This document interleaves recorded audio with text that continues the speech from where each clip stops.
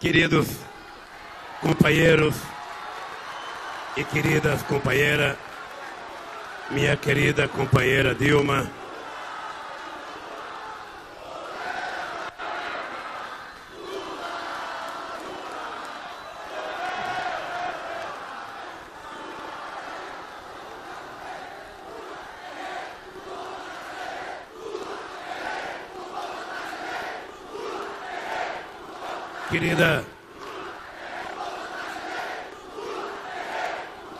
querida companheira Dilma Rousseff, a nossa presidenta da República, que será reeleita no dia 5 de outubro de 2014.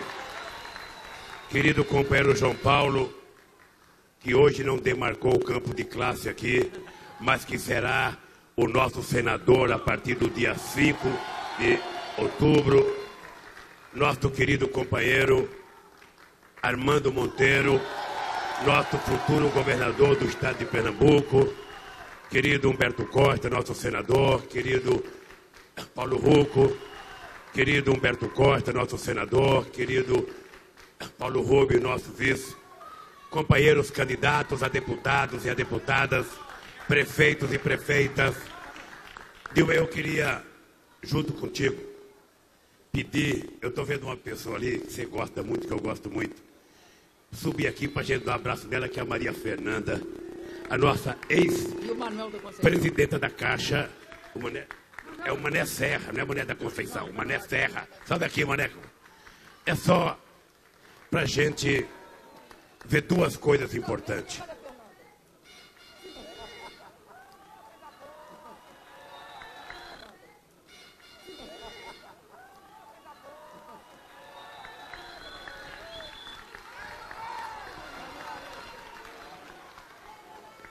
Olha, duas coisas importantes. O Mané, a minha relação com o movimento sindical é muito antiga, mas o Mané foi o primeiro presidente da CONTAG a assumir publicamente a ideia de não ter vergonha de ser petista e ajudou a gente por esse Brasil inteiro. E essa moça aqui tem uma história que merece pernambucano saber. Eu um dia fui obrigado, que merece pernambucano saber. Eu um dia fui obrigado a afastar um companheiro presidente da Caixa Econômica Federal. E aí eu chamei várias pessoas para conversar. E conversei com essa moça aqui. E essa moça, eu pedi para ela conversar com a Dilma. Aí as duas conversaram, eu chamei a Dilma. E a Dilma falou, ela é boa, eu gostei dela, ela parece que tem competência. E aí eu mandei chamar essa mulher aqui e comecei a insinuar que eu ia convidá-la, essa mulher aqui, e comecei a insinuar que eu ia convidá-la para ser presidente da Caixa Econômica Federal. Veja o que é honestidade. Essa mulher me disse o seguinte, presidente, eu não posso aceitar. Eu falei, por quê? Ela falou, porque eu tenho um irmão que está do lado de lá. O governador era o Jabas Vasconcelos. E ela tinha um irmão que trabalhava no governo. E eu falei, Maria Fernanda, eu não estou convidando o teu irmão para ser presidente da Caixa, eu estou convidando você para ser presidente da Caixa. Irmão para ser presidente da Caixa. Eu estou convidando você para ser presidente da Caixa. E ela aceitou. Até então, eu não sabia que ela era filiada ao PT. Depois que ela foi indicada, ela falou, agora eu quero contar uma coisa para o senhor. Eu sou militante do PT. Eu fiz campanha para o João Paulo, para prefeito, para deputado. Eu vou para a rua com bandeira do PT. E ela não tinha me falado antes. Aí eu falei, vale a pena a gente acreditar na pessoa quando a pessoa é digna, decente. Porque ela poderia não ter me falado que era do PT. Eu não queria saber de que partido era. Porque ela poderia não ter me falado que era do PT. Eu não queria saber de que partido ela era. E ela então me fez a surpresa, e eu posso dizer para vocês, foi com saudade que a Dilma deixou ela sair da Caixa Econômica Federal, mas é uma pessoa de grandeza e merece respeito nesse país. Pois bem, feito essas homenagens, eu fico chateado porque eu poderia chamar todos os candidatos a deputados federais, estaduais e prefeitos, mas não dá. Mas eu queria dizer para o povo hoje aqui que é importante a gente ter clareza que eleger o Armando Monteiro governador precisa ser eleito concomitantemente com bastante deputados estaduais. Precisa ser eleito concomitantemente com bastante deputados estaduais para que ele tenha uma maioria, para poder ter governabilidade no Estado e poder fazer as transformações a que ele e nós estamos nos submetendo a fazer no Estado. Então é importante. Da mesma forma que eleger deputados federais é muito importante para garantir à presidenta Dilma fazer as reformas que tanto ela precisa fazer, a começar pela reforma política.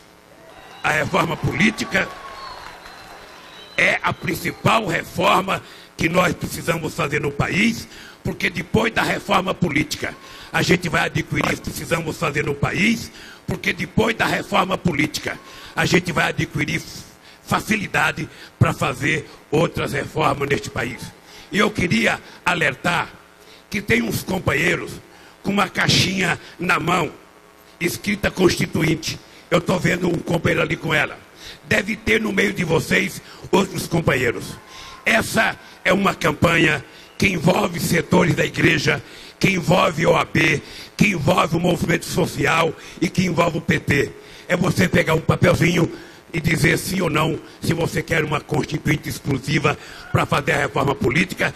É uma coisa não oficial para fazer a reforma política, é uma coisa não oficial. Eu ia votar amanhã em São Bernardo, mas o Galego me fez votar ontem na Bahia, e eu amanhã vou ter que apanhar lá em São Bernardo do partido, porque eu já votei em Salvador ontem à noite. De qualquer forma, eu queria pedir para vocês não saírem daqui sem votar essa questão da Assembleia Constituinte para a reforma política. Minha água, João Paulo. Eu dou uma água para você segurar e você terceirizou. Nós somos contra a terceirização, tal como ela está sendo proposta, e você terceirizou minha água. Aquilo não é possível. Eu queria ali aplaudi-lo lá. Aquilo é possível. Eu queria ali aplaudi-lo lá.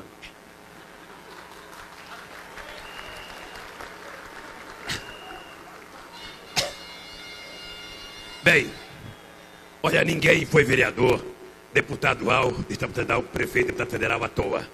O cara dizer que entregou a minha água para me aplaudir, ele, na verdade, deu a minha garrafa para ficar ali tentando abraçar a Dilma.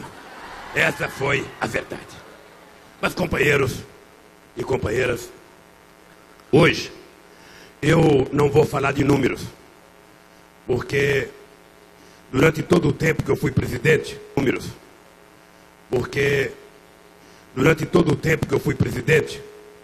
toda vez que eu vinha a Pernambuco, eu ficava desafiando os nossos opositores para comparar o que eles tinham feito e o que nós estávamos fazendo. A coisa era tão humilhante que eles passaram a ficar nervosos e a responder quando eu dizia: nunca antes na história do Brasil foi feito isso, foi feito aquilo. Eu só vou dizer uma coisa para vocês: nunca antes na história do Brasil o estado de Pernambuco recebeu tanto dinheiro como tem recebido. O estado de Pernambuco recebeu tanto dinheiro como tem recebido do governo federal nesses 12 anos de governo Dilma Inácio. E a gente não leva dinheiro para um estado ou para uma cidade porque simplesmente a gente gosta do governador ou do prefeito. Na verdade, o que a gente gosta mesmo é do povo, né, Dilma? O que a gente gosta é do povo. Saber que o povo pobre deste país não era levado em conta na hora que a elite que governava este país ia fazer o orçamento da União, ia fazer o orçamento do Estado, ia fazer o orçamento da União, ia fazer o orçamento do Estado, ia fazer o orçamento do município. Tinha dinheiro para tudo, menos para o pobre. O pobre era apenas um número que constava como estatística social. Pobre era um instrumento de política eleitoral. Eu até brinco, Armando, eu até brinco, Dilma, que se pobre valesse na hora do voto ações para colocar na Bolsa de Valores, pobre valia mais do que ações da Petrobras, valia mais do que ações do Banco do Brasil.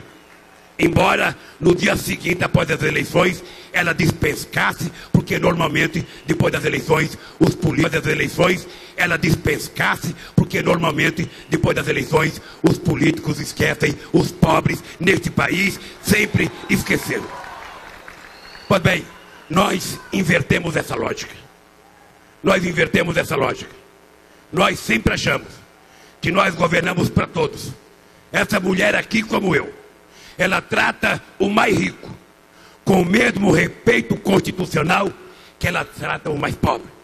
Mas ela sabe que da riqueza produzida neste país, embora todos tenham o direito de participar, ela sabe que um quinhãozinho maior tem que ser dado para as pessoas mais necessitadas.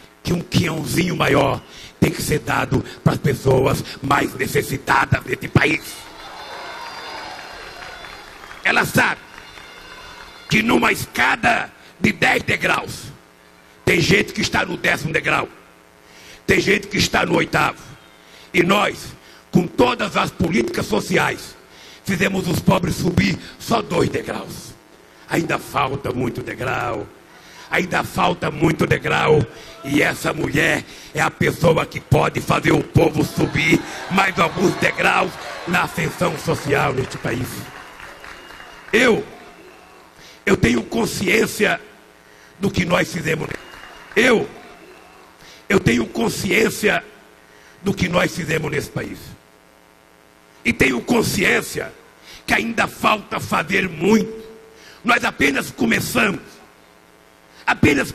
a fazer aquilo que, se outros tivessem começado a fazer antes de nós, o povo teria escola de mais qualidade, o povo teria mais universidade, o povo teria emprego de melhor qualidade, o povo teria mais um monte de coisa. E as pessoas nunca quiseram. Dilma, ontem em Salvador, eu estava contando no discurso para um grupo de jovens. Eu não sei porquê, eu estava contando no discurso para um grupo de jovens. Eu não sei porquê que a elite brasileira nunca teve interesse que o pobre tivesse ascensão.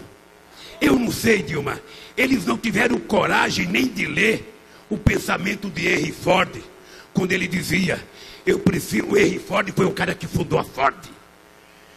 Ele dizia, eu quero que os meus operários ganhem bem, porque eu quero que os meus operários possam comprar os produtos que eles produzem, porque senão minha fábrica não cresce. Aqui no Brasil, você tem uma parte da elite. Aqui no Brasil, você tem uma parte da elite que ela sempre tenta nivelar por baixo. Ela achava que o povo pobre não tinha que ter direito a coisa. Estudar para quê? Isso é coisa da elite. Entrar na universidade é coisa da elite. E fazer pós-graduação no exterior é coisa da elite. O trabalhador, ele tem que ter um ensino fundamental de péssima qualidade. Se puder, vai fazer o 2º grau e depois vai perambular pelo mundo atrás de uma oportunidade ou de um emprego sem qualificação. Era assim que eles imaginavam este país. É por isso, então, era assim que eles imaginavam este país. É por isso, companheiros de Pernambuco, que eu agora compreendo, Armando, por quê que Colombo descobriu a América. Em 1492, Colombo chegou em Santo Domingo, na República Dominicana. E 15 anos depois, em 1507, Santo Domingo já tinha a primeira universidade feita pela coroa espanhola. O Brasil foi descoberto em 1500. E a primeira universidade, enquanto universidade neste país, só foi a primeira universidade, enquanto universidade neste país, só foi surgir em 1930, 430 anos depois. O Peru, que é menor do que o Brasil, teve a primeira universidade em 1550. A Bolívia teve a primeira em 1624. Todos os países africanos que não têm língua portuguesa tiveram universidade primeiro do que o Brasil. Numa demonstração de que a elite brasileira, ela adorava que o nosso povo fosse ignorante, porque quanto mais ignorante, mais fácil seria que o povo fosse ignorante, porque quanto mais ignorante, mais fácil seria explorar esse povo, porque o povo que não tem sabedoria, o povo que não tem sabedoria, na verdade não é tratado como povo, é tangido como se fosse gado, levado de um lado para o outro, e nós cansamos disso. E é com orgulho que eu posso falar, pegado na mão dessa mulher. Em 12 anos, nós somos o governo que mais fizemos universidade na história deste país. Nós, em 12 anos, fizemos mais escolas técnicas do que tudo que foi feito num século de anos. Fizemos mais escolas técnicas do que tudo que foi feito num século nesse país. Essa moça criou... Gostou do moça? Essa moça criou o Pronatec, que só em 4 anos colocou 8 milhões de jovens para fazer curso técnico. Essa moça criou o Ciências Sem Fronteira para colocar 100 mil jovens brasileiros para estudar em Paris, em Londres, em Harvard, em Nova York, na Alemanha, em Madrid, em qualquer lugar. Deixou de ser privilégio de filho de rico e fazer pós-graduação no exterior. Privilégio de filho de rico e fazer pós-graduação no exterior. Hoje, o filho de vocês pode ir estudar na Sorbonne, pode estudar em Harvard, em qualquer outra universidade. Isso, queridos companheiros e companheiras, é apenas o começo de uma trajetória das coisas que vão acontecer neste país. E eu queria, sem me alongar, dizer uma coisa para vocês. Depois que a gente deixa a presidência, a gente começa a fazer reflexões. E a gente começa a ver você dar entrevista na televisão. A gente vê a oposição a ver você dar entrevista na televisão. A gente vê a oposição da entrevista. A gente vê debate, e eu não assisto debate no dia, porque eu fico nervoso. Eu fico com vontade de estar lá debatendo. Fico quase dando murro na televisão. Então eu prefiro não ver debate. Eu vou ver no outro dia no escritório, para ver como foi a performance das pessoas. E eu fico vendo o que acontece. Normalmente, as pessoas de oposição, que não têm a responsabilidade de governar, eles falam assim, que não têm a responsabilidade de governar, eles falam assim, o que é que você vai fazer em tal coisa? Eles falam, eu acho que vai acontecer isso. O que é que você vai fazer sobre outra coisa? Eu penso que vai acontecer isso. E o que é que você vai fazer para outra coisa? Eu acredito que eu vou fazer isso. Essa mulher, no cargo de presidente, ela não tem que achar, ela não tem que acreditar, ela não tem que pensar, ela tem que fazer, fazer e fazer. Essa é a diferença fundamental da disputa que essa moça faz com a sua oposição. Da disputa que essa moça faz com a sua oposição. E eu fico vendo o debate sobre economia. É extraordinário. Eu duvido que tenha alguém neste país que gostaria de ver a economia crescer mais do que essa jovem. Eu duvido. Eu duvido que tenha alguém que pense 24 horas por dia em fazer a economia brasileira crescer. em gerar mais empregos, em aumentar o salário, em distribuir mais renda. Eu duvido. Eu duvido que tenha alguém neste país mais preocupado em controlar a inflação. Eu duvido que tenha alguém neste país mais preocupado em controlar a inflação que essa jovem. Eu duvido, porque conheço ela e porque discuti muito com ela.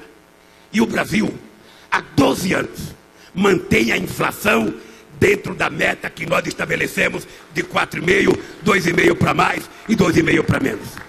E muitas vezes eu vejo pessoas criticar ela pela inflação.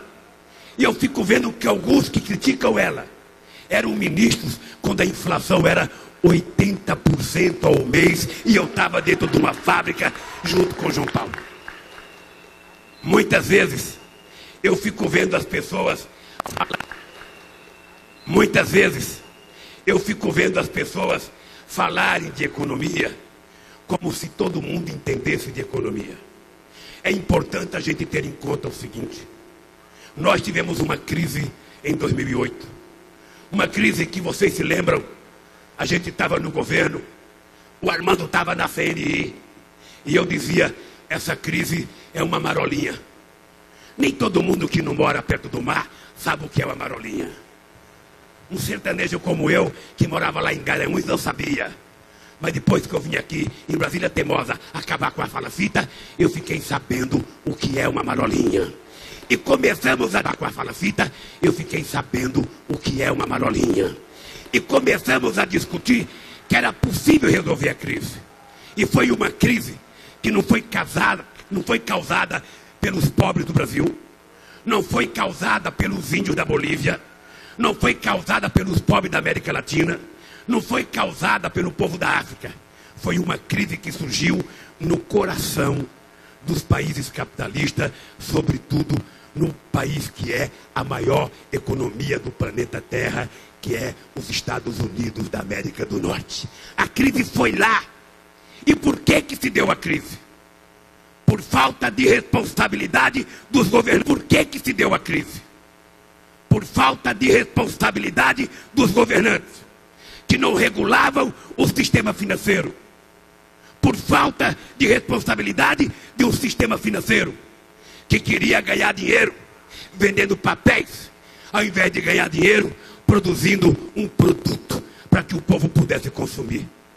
Pois bem, nessa crise, que é a maior crise mundial desde 1929, os críticos à presidenta Dilma, os críticos ao Brasil, não têm coragem de dizer qual o país do mundo que está melhor do que o Brasil. Qual o país do mundo que está melhor do que o Brasil? Qual o país do mundo que tem a perspectiva de futuro que tem o nosso querido país? Veja, a poderosa Europa, de 2008 para cá, fechou 62 milhões de postos de trabalho. Postos de trabalho. Ou seja, mandaram embora, desde 2008 até 2014, 62 milhões de postos de trabalho. Até 2014, 62 milhões de postos de trabalho. Essa moça, que é criticada, preside um país que, enquanto os outros mandavam embora 62 milhões, aqui, no mesmo período, foi criado 11 milhões de empregos com carteira profissional assinada. E só nos 4 anos dela, quase 5 milhões de empregos foram criados. 5,5. Tem gente que diz assim, a presidenta Dilma, se ela quiser, que diz assim, a presidenta Dilma, se ela quiser baixar um pouco mais a inflação, de 6 para 5,5, ela tem que mandar a gente embora. Precisa ter um pouco de desemprego. Precisa mandar funcionário público embora. Precisa cortar salário de funcionário. E é com muito orgulho É com muito orgulho que eu vejo essa companheira dizer para os incautos que querem que ela jogue nas costas do povo a crise. Ela fala: no meu governo, a crise não vai cair no bolso do trabalhador pobre deste país. Quem fez aí no bolso do trabalhador pobre deste país? Quem fez a crise foi os ricos. E, portanto, eles paguem pela crise. Que ela vai continuar a fazer as políticas sociais que está fazendo o povo brasileiro andar de cabeça erguida, cheirando dignidade, cheirando orgulho e cheirando autoestima.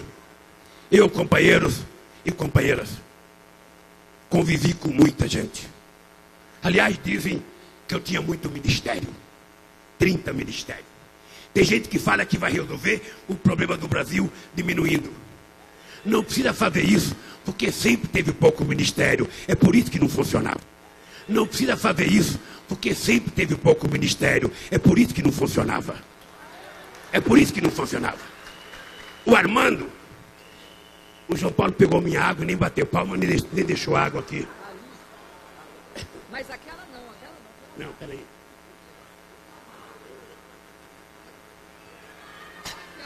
Oh.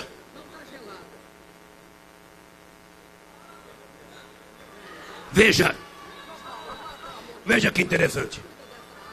O Armando Monteiro sabe que não é possível, e eu quero dar os parabéns para Dilma de ter criado o Ministério da Micro e Pequena. E eu quero dar os parabéns para Dilma de ter criado o Ministério da Micro e Pequena Empresa. Porque o Armando, como presidente da Confederação Nacional da Indústria, ele sabe que o Ministério da Indústria e do Desenvolvimento só atende às grandes empresas. É Volkswagen, é Ford, é Mercedes, é só empresa grande. E as micro e pequenas empresas não eram atendidas nem pelo porteiro do prédio. É por isso que você acertou em criar o Ministério. Antigamente, não tinha Ministério da Pesca. Era uma secretaria no departamento do Ministério da Agricultura. Você acha que o cara que entende de mandioca vai entender de peixe? O cara acostumado a plantar milho vai entender de peixe? Peixe. O cara acostumado a plantar milho vai entender de peixe? Ora, era preciso criar um pequeno Ministério da Pesca. Os negros neste país eram tratados como se fossem cidadãos e cidadãs de terceira categoria. Nós criamos a Secretaria da Igualdade Racial para que o negro tivesse vez e voz neste país. Criamos a Secretaria da Mulher, a Secretaria dos Direitos Humanos. Pois bem, eu estou dizendo isso porque ontem à noite eu ainda vi o teu adversário no debate na televisão. Ele tem uma palavra mágica. Eu não vou dizer quem é. No debate na televisão, ele tem uma palavra mágica. Eu não vou dizer quem é, porque a gente não pode falar, a gente não pode fazer propaganda do produto adversário. Mas ontem eu não sabia. Mas esse rapaz pergunta para ele: como é que está o sapato? Previsibilidade. Como é que está as calças? Previsibilidade. Como é que está o cabelo? Previsibilidade. Ou seja, ele resolve tudo com previsibilidade. A única previsibilidade que tem é que ele já está fora da disputa eleitoral em 2014. E ele não foi capaz de prever isso. E ele não foi capaz de prever isso. É inimaginável. Pois bem, eu não quero, e não vou falar bem mal de ninguém, vou falar bem da minha candidata. Eu tinha muita gente no governo, companheiros históricos do PT, companheiro de 35 anos de PT, de 40 anos de PT, não, até antes do PT existir, que eu poderia, quando eu fui deixar a presidência, vocês sabem que o nosso governo estava muito avaliado. Quando eu fui deixar a presidência, vocês sabem que o nosso governo estava muito avaliado. Hoje, se tem mais dois meses de mandato, Dilma, naquela época a gente ultrapassava os 100%. O Ibope estaria me devendo até hoje. Mas, pois bem, naquele tempo começou alguns companheiros a falar o seguinte: Tem que ter um terceiro mandato para o presidente Lula. Tem que ter um terceiro mandato. E eu fiquei pensando, gente, não tem que ter terceiro mandato. Democracia é bom quando a gente a respeita. E se a regra do jogo era ter uma eleição e uma reeleição, é melhor a gente cumprir. Porque se eu quiser o terceiro mandato, vai aparecer alguém que quer um quarto, o outro que quer um quinto. E aí, se eu quiser o terceiro mandato, vai aparecer alguém que quer um quarto, o outro que quer um quinto. E aí surge uma ditadura outra vez nesse país. E a gente não quer ditadura nesse país. E aí, eu fiquei pensando. Você pensa que a decisão é fácil? Você pensa que é fácil? Eu ia para casa e falava, puxa vida, quem é que eu vou indicar para me suceder? Quem é que eu vou indicar? E eu ficava pensando, agora é fácil gritar Dilma. Mas sabe o que falavam para mim naquele tempo? Ah, o Lula é louco. Ele vai escolher uma mulher que nunca foi vereadora. O Lula é louco. Ele vai escolher uma mulher que nunca foi vereadora, que nunca foi deputada, que nunca foi prefeita. Como é que ele vai escolher uma mulher se ela nem conversa com deputado? Ela não é política. E eu estou vendo algumas pessoas falarem a palavra nova política. E a pessoa já foi vereadora, deputada estadual, federal, senadora. Se tem uma nova política no país, é a Dilma, que nunca foi política dentro do país. Ora, mas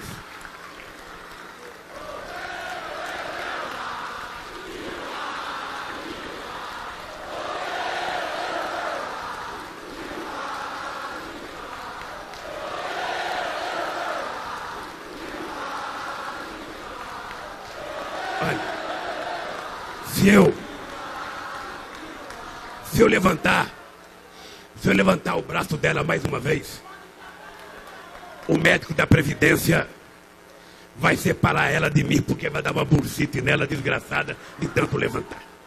Mas eu queria dizer para vocês o seguinte: quando eu tive que escolher, o meu pensamento era o seguinte: o Brasil está com uma crise, essa crise não vai ser resolvida no curto prazo. Se pensava que os Estados Unidos iria resolver a crise, não resolveram. Se pensava que a Alemanha ia resolver a crise, não resolveram. Se pensava que a Alemanha ia resolver a crise, não resolveu. E a gente pensava, essa crise vai chegar mais forte no Brasil. E por que ela poderia chegar no Brasil? Porque diminui o comércio internacional. Os países deixam de produzir e deixam de comprar. E todo mundo quer economizar. E vai criar problema no Brasil. Então, eu preciso escolher alguém que tem responsabilidade e que possa cuidar deste país como se estivesse cuidando de uma família de 200 milhões de filhos. E eu tinha muita gente dentro do PT e fora do PT, dentro dos partidos. Tinha muita gente dentro do PT e fora do PT, dentro dos partidos aliados, gente com muita experiência. E eu falei, não, aqui não vale tempo de mandato, aqui vale o tempo do caráter, aqui vale compromisso, aqui vale a pessoa que vai enfrentar a adversidade como ela é, que tem coragem de dizer para o Obama, eu não vou te visitar nos Estados Unidos porque você anda espionando o governo brasileiro.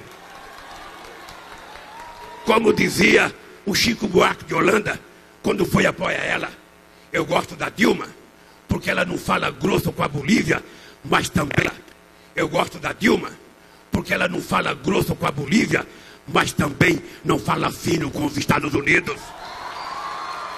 Foi por essas coisas que eu escolhi essa mulher para ser a minha sucessora. E você quer saber o que eu penso 4 anos depois? Eu não preciso dizer, porque eu estou aqui querendo mais 4 anos para a Vossa Excelência governar este país. Para garantir que você faça o que você sabe fazer. Fazer esse país crescer mais, gerar mais emprego, gerar mais salário. Enquanto tem gente que quer acabar com o pré-sal, se for necessário, querida, me chame, que eu vou mergulhar. Que quer acabar com o pré-sal, se for necessário, querida, me chame, que eu vou mergulhar e vou lá no fundo buscar petróleo, porque é esse petróleo que vai dar à nossa juventude a oportunidade de estudar que eu não tive. E eu quero que cada filho de cada trabalhador, de cada filho do mais humilde, tenha o direito de fazer uma universidade, de ser chamado de doutor, de ser respeitado neste país inteiro. E é por isso que nós temos que ter orgulho quando nós aprovamos no Congresso Nacional, obrigado deputados e senadores, a lei, nós aprovamos no Congresso Nacional, obrigado deputados e senadores, a lei do royalty que destina 75% dos royalties para a educação e 25% para a saúde. Quem sabe, gente, quem sabe esse seja o passaporte para o futuro, enquanto alguns falam do futuro de forma abstrata. Nós não falamos de forma abstrata.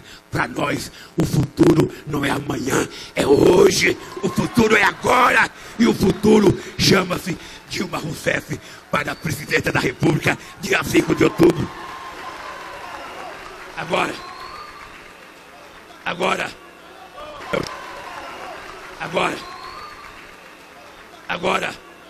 que eu já falei da Dilma, deixa eu dizer uma coisa. A gente vai ficando velho. Um jovem pensa que a gente vai ficando frouxo. Ah, ele está velho, não tem mais coragem de brigar. E eu queria dizer para vocês que a idade tem uma coisa que eu só aprendi agora. É que a idade dá para a gente uma sabedoria que a escola não dá. É uma sabedoria diferente daquela que a gente aprende no livro. A escola não dá. É uma sabedoria diferente daquela que a gente aprende no livro. É a sabedoria da tolerância. É a sabedoria da convivência. É a sabedoria de saber que a gente tem que gostar das pessoas como elas são e não querer que as pessoas sejam igual a gente para a gente poder gostar. E eu não era muito amigo desse moço. Eu era muito amigo desse jovem aqui. Esse jovem que quase todos vocês não era nascido. Com 29 anos, ele já era ministro da Agricultura do presidente João Goulart neste país. Eu era amigo dele e apenas ouvia falar dele. Eu era amigo dele e apenas ouvia falar dele. Mas quando eu fui eleito presidente da República, que tinha muita gente que tinha desconfiança de mim. O Lula não vai dar certo, ele vai quebrar, ele não entende nada, ele não se das contas. Teve um companheiro do lado dos empresários que foi um soldado em defesa do meu governo, avisando aos empresários que nós íamos dar certo, e trabalhou incansavelmente para que a gente pudesse fazer o governo de sucesso que nós fizemos. Hoje, se alguém disser o PT está votando em patrão, hoje, se alguém disser o PT está votando em patrão, eu quero dizer a vocês, é com muito orgulho que um metalúrgico que foi presidente da República tem coragem de pedir voto para um homem que foi empresário e que, portanto, tem sabedoria suficiente para colocar a sua experiência em defesa do povo brasileiro. Portanto, querido, foi o empresário, vice-presidente e o metalúrgico que deu certo. Agora é o empresário e um professor que vão fazer esse Estado ser muito melhor. E além de tudo isso, tem um metalúrgico como eu. E além de tudo isso, tem um metalúrgico como eu, sindicalista. Como eu, cara que levantava às 4 horas da manhã para ir para a porta de fábrica. Cara que fez greve. Cara que venceu a adversidade. Esse cara que foi tinhoso, foi vereador. Esse cara que foi tinhoso, foi deputado. Esse cara que foi 2 vezes prefeito, derrotando pessoas que jamais imaginavam perder para ele, porque ele é um coitado, não sabe nada. Pois bem, esse homem agora será talvez o primeiro metalúrgico senador da República para ajudar. Veja,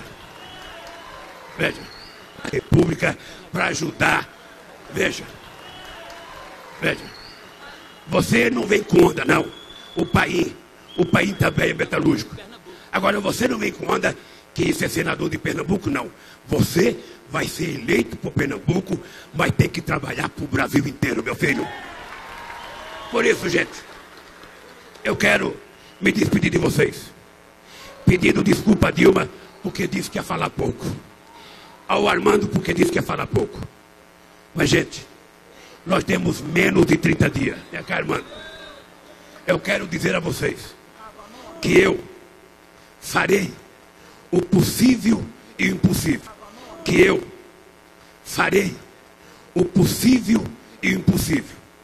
Eu farei tudo o que tiver ao meu alcance, sem ferir ninguém, sem falar mal de ninguém, apenas fazendo justiça, falando bem daquela que merece que a gente fale bem para ser a futura presidente da República. Um abraço e até a vitória, se Deus quiser. Boa noite, Brasília teimosa. Sabe uma coisa? Em 2003, logo no início do governo Lula, o Lula nos trouxe aqui todo o ministério, sem faltar um ministro. E aqui em Brasília teimosa, tudo começou. Começou pelas mãos do João Paulo. Porque aqui a gente via o retrato mais terrível, mais odioso do que era o descaso com o povo desse país. Porque nesse país tinham muitas Brasílias teimosas. E aqui era um símbolo de todas essas Brasílias teimosas. E aqui ficou claro, com um compromisso assumido pelo presidente Lula e por todo o governo, que a gente ia combater e derrotar aqueles que queriam manter as Brasílias teimosas e transformar a Brasília teimosa naquilo que ela é hoje, um lugar decente para se viver. Aqui tudo começou. Começou aqui a luta incansável contra a desigualdade.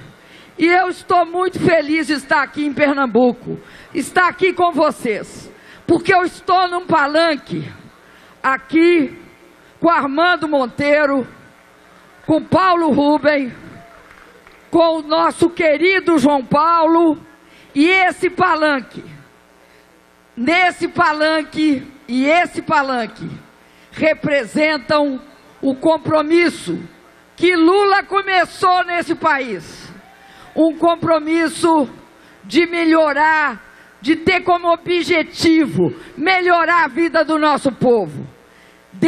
Nesse palanque estão aqueles, todos aqueles que apoiam, construíram e deram continuidade ao Bolsa Família.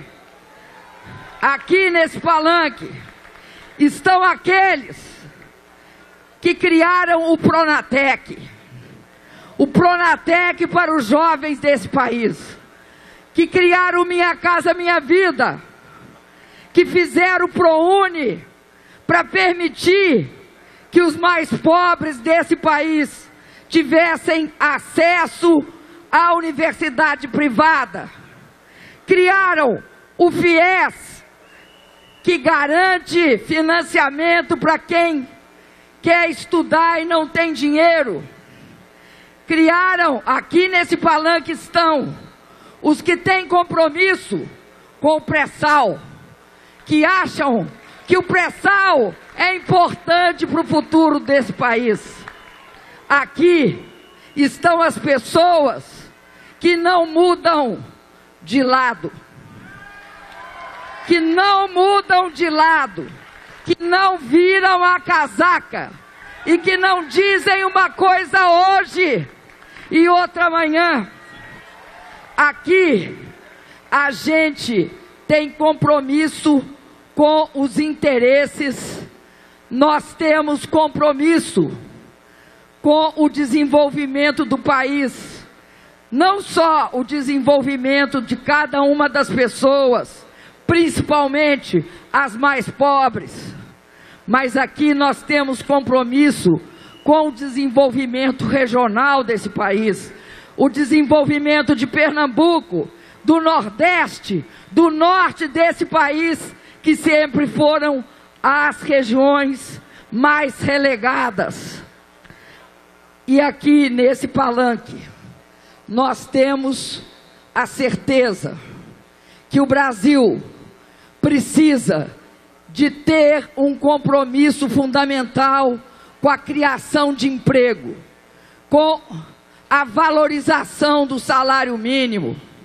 Não podemos aqui aceitar aqueles que negociam o emprego e o salário numa pretensa, numa falsa, numa política sem sustentação, para enganar a população e dizer que é isso que vai recuperar o Brasil.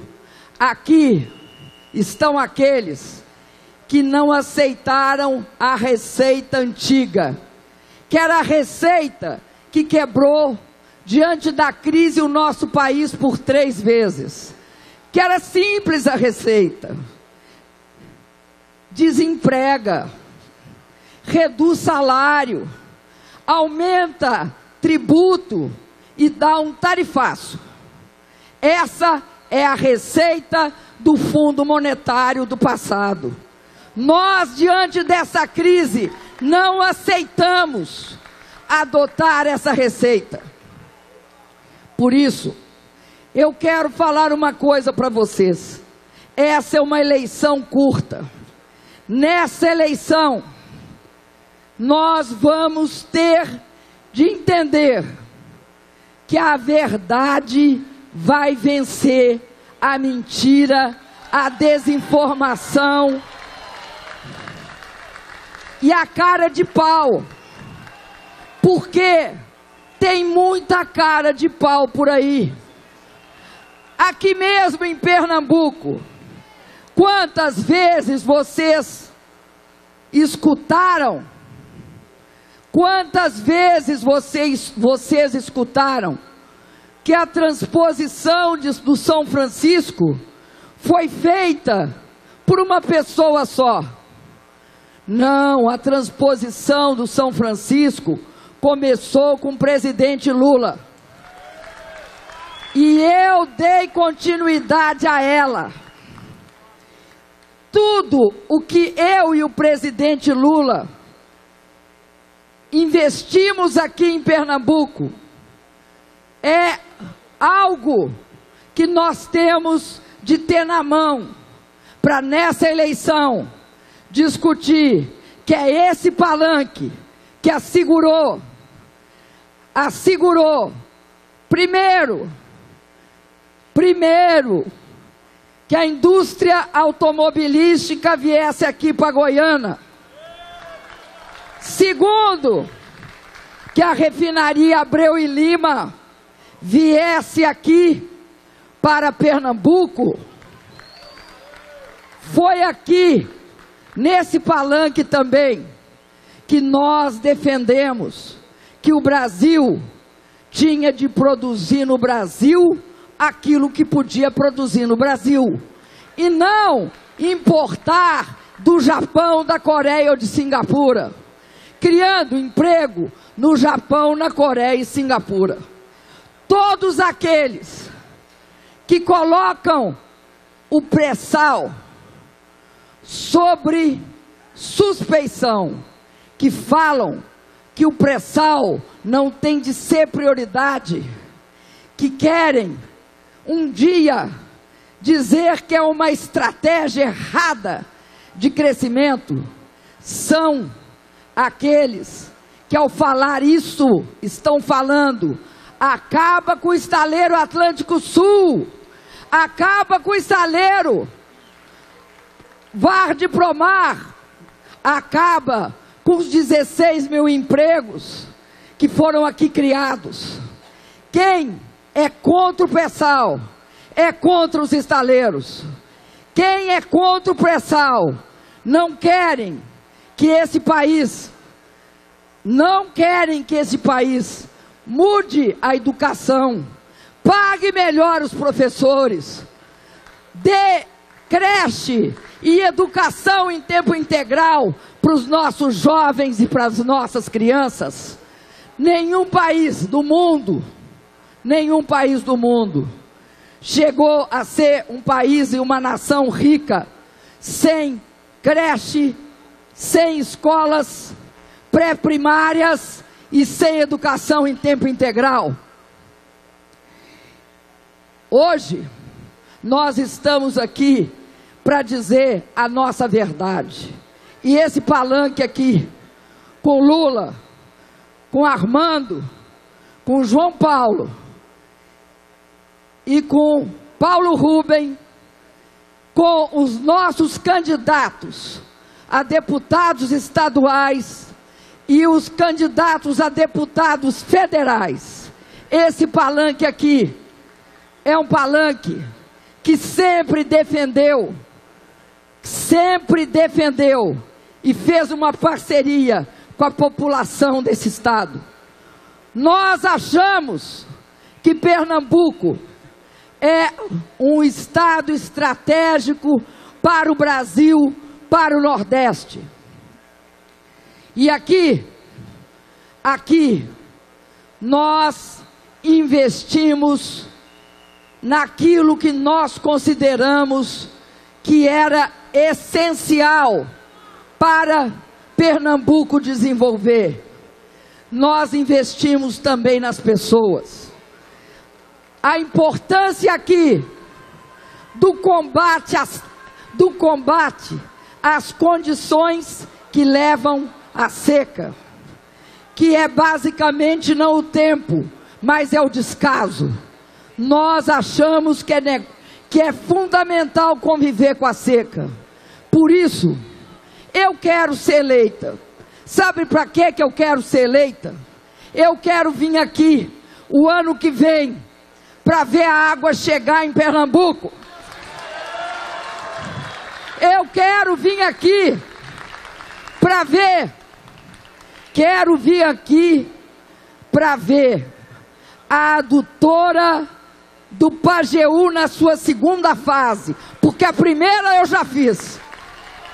Quero vir aqui para ver a adutora do Agreste. Quero vir aqui para assistir essa festa maravilhosa que nós vamos fazer quando aqui nesse estado a gente expandir o Minha Casa Minha Vida, a gente fazer com o nosso querido Armando Monteiro mais escolas de tempo integral, mais creches, mas também esses 7 campos universitários que eu e o Lula fizemos, e as 11 instituições federais de educação, as escolas técnicas. Eu quero vir aqui para inaugurar mais com Armando. Eu quero vir aqui para ver a criação de vagas para a formação de médicos, porque nós trouxemos mais médicos para cá, mas os mais médicos que nós trouxemos para cá e que hoje atende 2.300.000 pessoas, eles serão complementados com médicos sendo formados aqui no estado. Eu quero vir aqui também para, junto com vocês, assistir mais alunos do Pronatec. Nós chegamos a mais de 400.000. Nós vamos criar mais vagas do Pronatec, vamos ter mais obras. E aí, com Lula, o Lula sempre disse, presidenta Dilma, eu disse, presidente Lula, o quê? E ele disse, cuida de Garanhuns, cuida de Garanhuns. Eu quero participar da inauguração da BR, que vai até Garanhuns, a 423. Eu quero ir com o Lula lá e o Armando. Quero dizer para vocês uma coisa. Eu estive com o Lula lá em Floresta. Lá em Floresta, nós enchemos os olhos d'água. Sabe por que a gente encheu os olhos d'água? Porque a água estava enchendo o canal. E a água ultrapassou a barreira, que eles chamam de ensecadeira. E nós estamos vendo ela começar a correr. Ela começa a derrubar a parede. Ela parece fraquinha, mas aí ela vai encorpando. Ela vai ficando cada vez maior. E o Lula vira para mim e diz, ela agora está barrenta, mas ela vai ficar clara. E nós ficamos ali juntos, vendo a água ficar cristalina. É assim as coisas quando a gente constrói uma política para lidar com o país da gente. Primeiro, a água, a política, começa devagarzinho. O Minha Casa Minha Vida foi assim. Começa ali aquela água escorrendo fininha. A água escorrendo fininha do Minha Casa Minha Vida, o Lula lembra. Disseram para nós, só dá para fazer 100 mil casas. Depois falaram, não, vai dar para fazer 500 mil. E o Lula disse, a gente só fecha por 1 milhão. Vamos fazer 1 milhão de casas. Aí a água começou a ficar branquinha. E aí eu pude, com esse aprendizado, fazer 2 milhões e 750 mil. Era a água encorpando, era a água entrando no canal. Então, eu quero dizer para vocês que isso acontece em cada parte dos programas do governo. A luta é para garantir que a água passe. Depois é garantir que ela deixa de ser barrenta e fica cristalina. Todos os programas do governo são assim.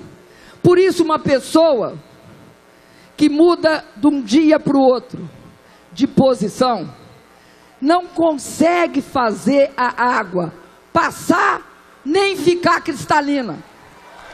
Sabe por quê? Porque para você fazer qualquer programa de governo, primeiro, você tem de acreditar naquilo que você faz. Depois, além de acreditar naquilo que você faz, você tem de que nem a Brasília teimosa, teimar. Tem de teimar. Tem de acreditar que aquela água barrenta vai ficar cristalina.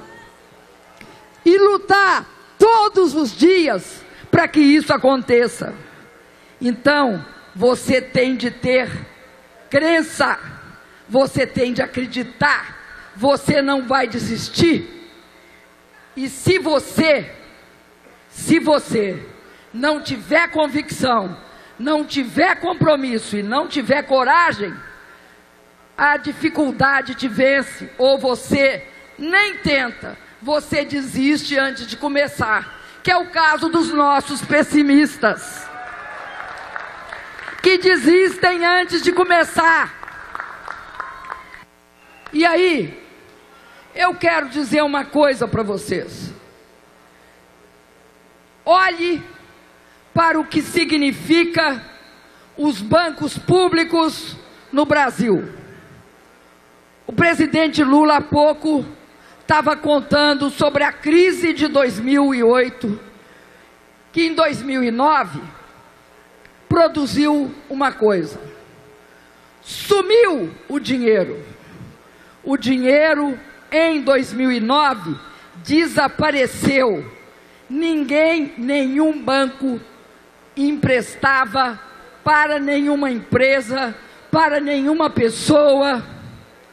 Quem no Brasil salvou?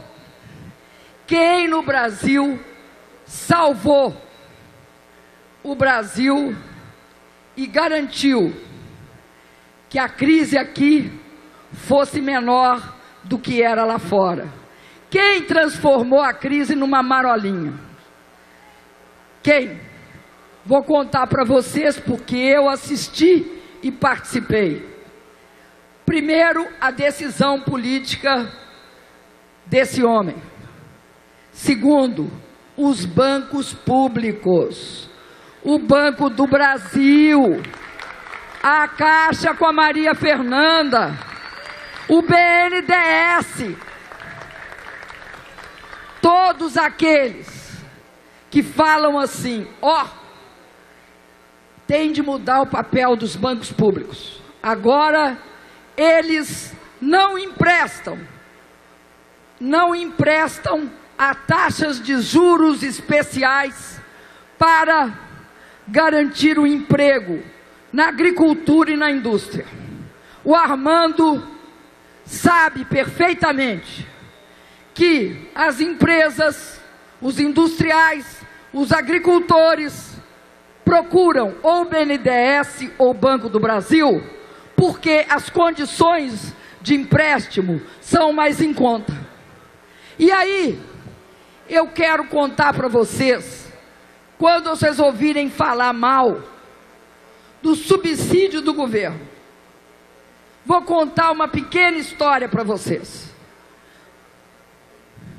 Uma família que mais precisa da casa própria é a família com menor renda.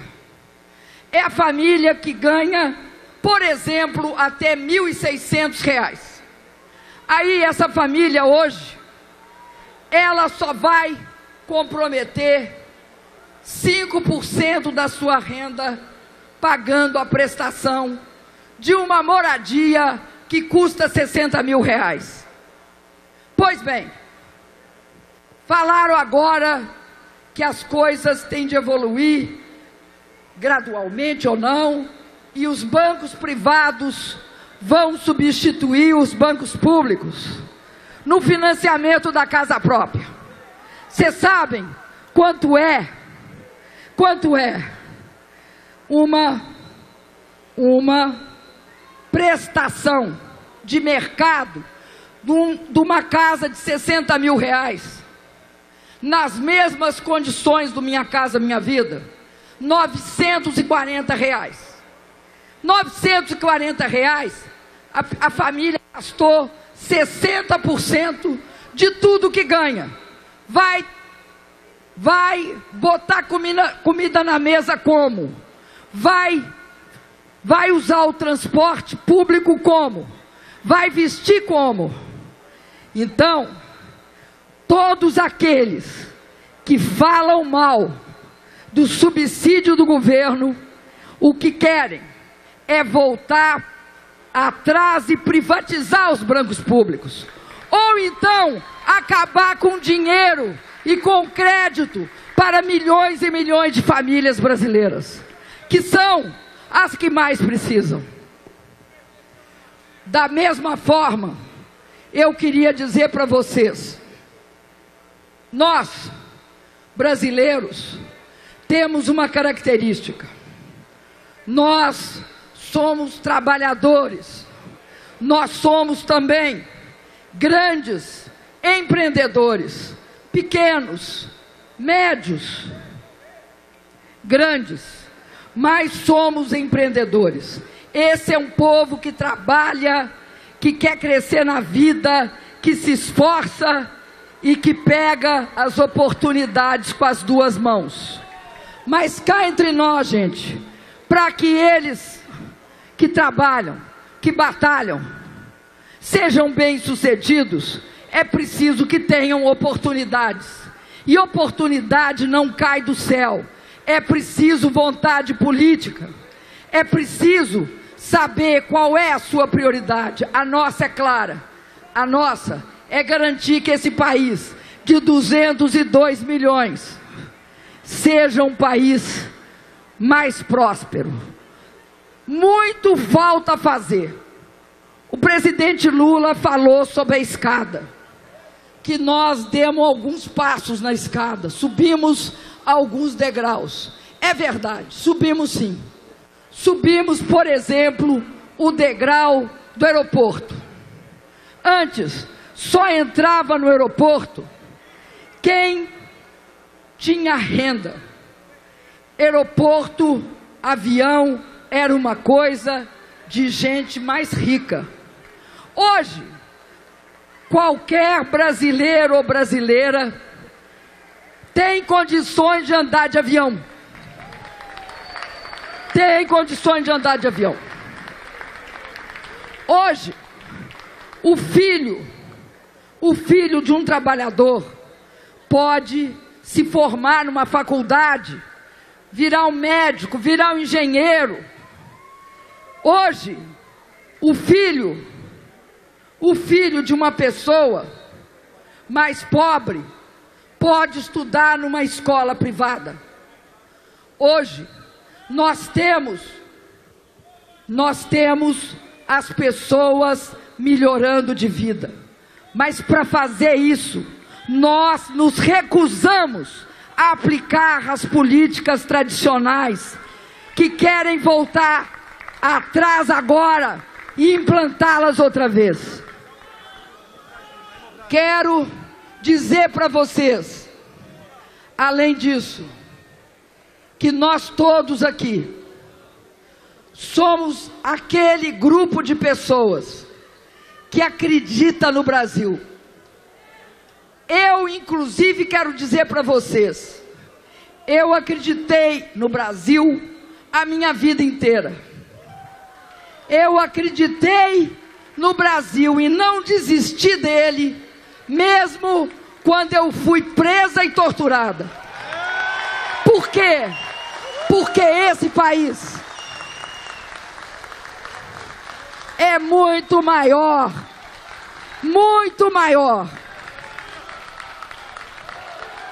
que um bando de ditadores.